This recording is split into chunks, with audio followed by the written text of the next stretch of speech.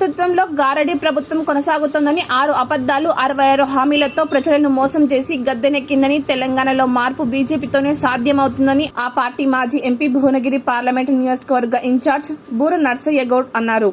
గురువారం తుంగతుర్తి నియోజకవర్గ కేంద్రంలో బీజేపీ మండల పార్టీ ఆధ్వర్యంలో నిర్వహించిన కాంగ్రెస్ పార్టీ మోసపూరిత హామీలపై మండల కేంద్ర తెలంగాణ తల్లి చౌరస్తా వద్ద బీజేపీ మండల పార్టీ ఆధ్వర్యంలో సభ నిర్వహించారు.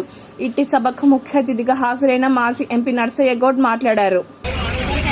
ఉన్నది పోయింది, అసంత పోయింది, కోసంత పోయింది, మొత్తం పోయింది. రైతు బంధు లేదు. ఇప్పుడు 3 కార్లు అయింది పంట వచ్చి. ఇంతవరకు ఉందా? రైతు రుణమాఫీ 33,000 కోట్లు లక్ష్మీ నరసింహస్వామి మీద ఉంటే చెప్పింది. అయిందా? 40-30% కూడా కాలేదు.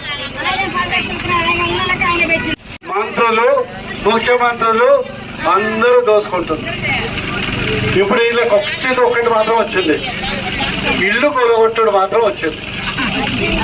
వీళ్ళు చేసేది ఏంటంటే ఇల్లు కొలగొట్టుకోండి. పేద ఇల్లు ఉంటే రోజు 4 ఇళ్ళు కూలబెట్టకుంటే ముఖ్యమంత్రికి నిలబెట్టారు. 4 ఊళ్ళు పూర్తగానే నిలబెట్టారు. ఇంకా మీ దగ్గర అదే వస్తుంది, బొడ్లు వచ్చారు తీసుకొని ఉంది కదా ఇంత పైన కట్టి